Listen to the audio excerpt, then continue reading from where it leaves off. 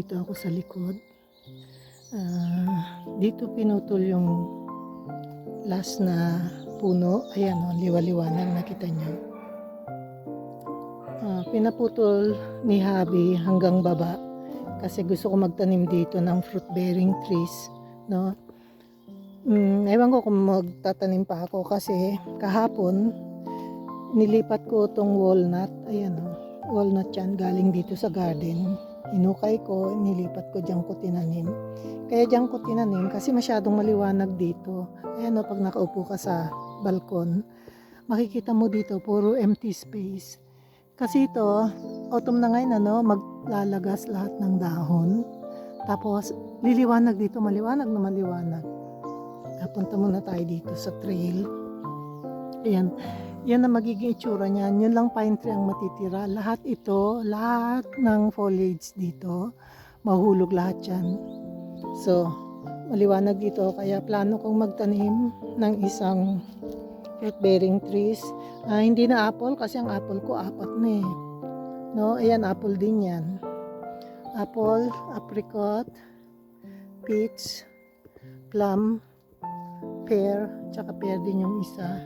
Fruit bearing trees lahat nakatanim dito sa lugar na to. Tapos ito yung isang plot ko na maliit na raised bed. Ako na nagtanim yan. Hala, tumubo na itong mga garlic na tinanim ko. Dapat di pa yan tutubo. Next year pa yan tutubo. Well, anyway, magtatanim siguro ako ng 2 fruit trees dito. No? Hindi ko pa alam kung ano. So, ito na itsura nung nawala na yung puno. Ganito nakalawak, ganito rin kakalat. Ayusin ko na yan sa spring kasi autumn ngayon maghuhulog lahat ng dahon niyang nasa kabilang bakod. Ayan ang bakod namin. Yan yung border. Tapos sa kabila, yung mga punong yan, oak trees, tsaka yung iba, hindi ko na alam kung ano yun, at tsaka birch tree. Mahulog lahat ang dahon yan. Dito sa amin babagsak pag malakas ang hangin. Ito may isa pang ano ba tawag dito? Oak tree akong tinanim. Oak tree. Walnut akong tinanim dyan 2 months ago. So, at saka ito, bagong tanim din to. Kinuha ko dyan sa Moyer. No? Rhododendron din yan. So, actually, ito natanim ko siguro 5 years ago. No? Ayan na. Malaki na siya. So, hindi kami lang nagpuputol ng mga puno dahil namamatay at nasisira. At saka nagmature na siguro kaya namatay na rin. Nagtatanim din ako ng mga bagong puno. Kasi gusto ko, magiging forest pa rin ito pagdating ng araw. No? So, ganyan na itsura niya. Iniikot-ikot ko lang kayo, no? Itong mga pine tree, dati mga 8 ito eh. Na na rin, ano ba yan, natumba gawa ng mga storm, bagyo, no? Isa na lang ang oak tree ko, pero mga nut tree kagaya ng hazelnut, ang daming tumutubo. Ito, hazelnut ito. Ayan, no? Hindi ko yan tinanim, tumubo lang dyan. Binabawasan ko na lang pagkain ng squirrel. Tapos ito na yung palaging nauuna sa lahat pag nag-autumn, snowballs. Ayan na siya. Yan na yung kulay niya. No? Green, yellow, and then pink. Ayan, pink. And then magiging red. Very, very red. Ayan na siya, oh. Diba ang ganda? Yan na nagpapaganda sa autumn, no? Maski na sabihin yung malamig, maginaw, stormy, rainy, windy, magandang autumn kasi pag nagpalit na yung mga foliage sa mga puno, ang ganda-ganda tingnan. Siya palagi nauuna. No, nadaanan na natin, na-close up na natin. Tapos ito na yung iba, susunod na yung, yan, yung pangalan nito, hazelnuts, at saka ito yung limelight hydrangea, naninilaw na rin. Ito sabi nung hardinero ko, huwag tanggalin yan kasi magandang puno yan. Itong star magnolia, susunod na yan. Pag yan nahulog ang dahon, sabay-sabay, sarap maglaro dyan. Wag lang umulan ha. Pag umulan, pwede mong laruin. Pero hindi ko yan winawalis dahan-dahan. Minsan na ng walis, kailangan mahulog lahat. No, yan yung star magnolia na kulay puti. Yung robulo ang tawag ko, yung robot namin. Nakatago na, hindi siya pang winter. No, niligpit na namin kasi nag-frost na, 3 times na nag-frost. Ito na ang grass, ang lawn. Pag ganitong autumn, ganito na siya, ka-green. Pero pag summer, nagba-brown, some parts niyan brown.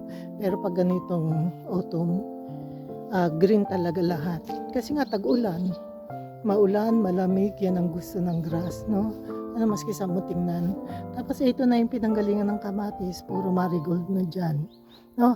Ano na yan, hanggang winter na yan, maski mag-snow, okay na yan. Itong pangalan nito, itong strawberries, okay lang dyan. Ayusin ko na yan lahat pagpasok ng spring. Tsaka yung mga roses, may pa ilan-ilan. Tapos na rin ang roses kasi nag-frost na. So, nandito na tayo sa likod ng garahe. Ito na ang view.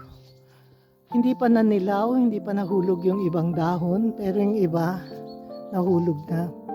So, ito na siya. Ito na ang view. Full view ng garden. Maiksi lang to, sandali lang to. Iniikot ko lang kayo, tinuturo ko kayo para makita nyo kung ano ang itsura ng garden pag autumn.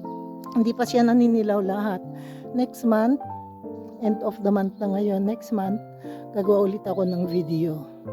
Pag marami nang nanilaw na mga dahon, lalo yung mga yan, sabay-sabayan maninilaw. Pag hindi siya mahangin, hindi siya mahuhulog, ang ganda tingnan. Pero pag mahangin, yung kulay pulang yan, ihahangin lahat yan. Hindi mo yan makikita dyan sa grass area, nakakalat sa buong garden. Hindi rin ako nagwawalis, hindi kagaya ng bahay ko sa Hamburg. Kasi townhouse yun, kadikit mo yung kapitbahay mo. Dito maski hindi ako magwalis, okay lang. Kasi hindi lumilipad sa kapitbahay yung mga dahon. Nag-i-stay dito sa garden. No, lalo dyan sa likod, dyan nahuhulog. Minsanan lang, ito lang winawalis ko. Itong star magnolia. Kailangan kasi ang dami niyan pag nahulog, sabay-sabay kulay dilaw lahat. No? So, ito na tayo. Ito yung normal na size ng magnolia. Mga rhododendron, hindi nahulog ang dahon. Ito yung isang snowballs. Ayan, snowballs yan. Snowballs din yung red. 4 yan. So, ito na siya. Talagang nauuna siya. Palagi ito yung plum, ito yung apple. Apple hindi pa tapos. Hindi pa siya, hindi pa nahulog yung dahon. So, yung frost naman kasi, 3 beses pa lang nag-frost ng gabi. Ito na yung garden. Ito yung pang-4 na snowballs. Mag-aano din yan. Ano ba yan? Mag-change din ng color, mahuhulog. Tapos, yung mga tinanim kong garlic, tumubo lahat. Kailangan ko siyang takpan. Lalagyan ko siguro ng dahon. Lahat ng mahulog na dahon yan, lalagay ko dito sa ibabaw. No? Tapos ito, mga parsley ito. Ito yung tira-tira ng spinach. Nag-seeds na siya. Hindi ko na siya tatanggalin. Next year ko na lilinisin. Ito siguro, i-harvest ko yan. No, ipipris ko. Ito. Ang pirin niya lang parsley bumabalik. Pero this year ko yan tinanim. Next year meron pa yan babalik. Tapos ayan, nasira na nga yung yung raised bed ko. Re-repairin siguro next spring. Tapos yung mga yung mga garlic sa hindi masira. So ito na tayo. Ito yung Asian pear. Ito yung harap ng bahay. Lahat ng pangalan nito. Tatapos na tayo, mag-end na ako Lahat ng roses tapos na. Matira-matibay na lang dito, no? So, ito na Asian pear, tapos na. Nahulog na yung mga dahon, nakuha ko na lahat ng bunga. Ito may 2 pang natitira. Kukunin ko na rin. Ito yung quince, ang laki ng bunga. I-harvest ko na yan. Yan, natanggal ka agad. Grabe. Ang laki-laki. At saka ang bango, kaya alam niyong hinog na siya. Ayan yung blueberry, malaking puno. No? So, again na ako. Ito na ulit yung nakuha ko. No?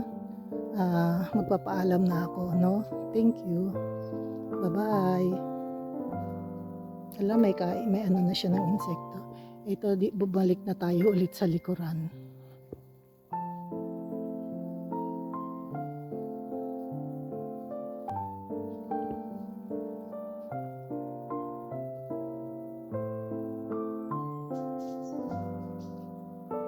At saka nagbabalikan na yung mga ibon kasi gutom na eh.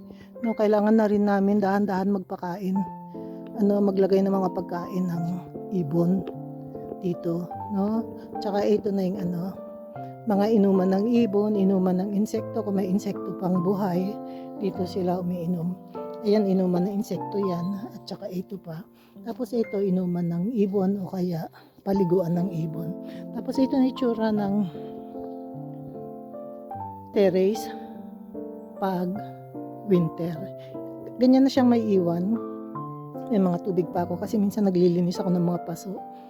No? Tsaka kung anong marumi dito nililinis ko. Kasi mga roses tahimik na. Yung sunflower kinakain na ng mga ibon. So ganito na ang itsura ng garden pag winter. Pwede na dumating ang snow. Pwede na dumating ang frost. Kasi okay na yan. No? Salamat. Thank you.